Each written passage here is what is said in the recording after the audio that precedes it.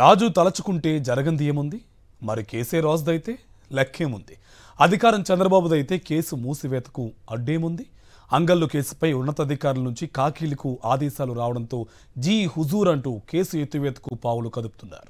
అన్నమయ్య జిల్లా తంబళ్లపల్లె నియోజకవర్గం ముదివేడు పోలీస్ స్టేషన్లో 2023 ఆగస్టులో ప్రతిపక్ష నేతగా ఉన్న చంద్రబాబు సహా 20 మంది టీడీపీ నేతలపై నమోదైన కేసును నీరుగార్చి అధికారికంగా మూసివేసేందుకు రంగం సిద్ధమైంది.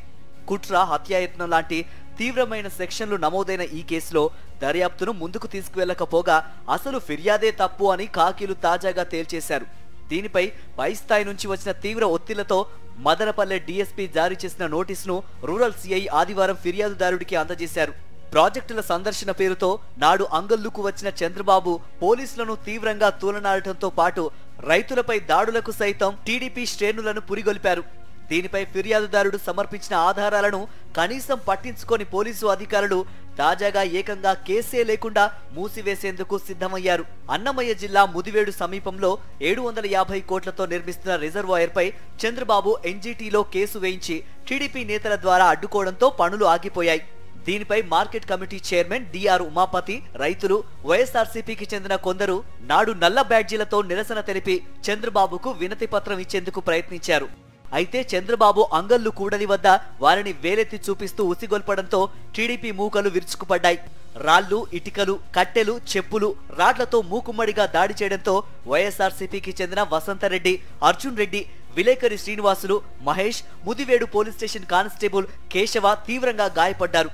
ఈ ఘటనపై ఉమాపతి ఆడియో వీడియో సాక్ష్యాధారాలతో ఫిర్యాదు చేయడంతో ఆగస్టు 8న చంద్రబాబు సహా 20 మంది టీడీపీ నేతలు, ఇతరులపై 120B, 147, 148, 153, 307, 115, 109, 323, 324, 506, రెడ్ విత్ 149 ఐపీసీ సెక్షన్ల కింద పోలీసులు కేసు నమోదు చేశారు.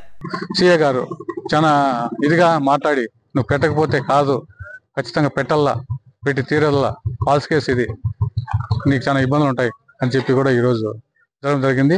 నేను ఒప్పుకొని ఇంకా ఇబ్బందులు పెడతా ఉంటే నేను కోర్టు కూడా ఈ కేసు కూడా నేను రాజీగా లేదు, నేను వెనక్కి తీసుకోను, ఇది ఫాల్స్ కేసు కాదు అని చెప్పి రాసి సంతకం పెట్టి తీసుకున్నాను. నెక్స్ట్ నేను కూడా మళ్ళా కోర్టుకు పోతాను, ఈ కోర్టు మిమ్మల్ని ఉంటాను, కోర్టులోనే ఆడుకుంటాను, ఈ కేసు గురించి నేను ముందుకు పోతాను.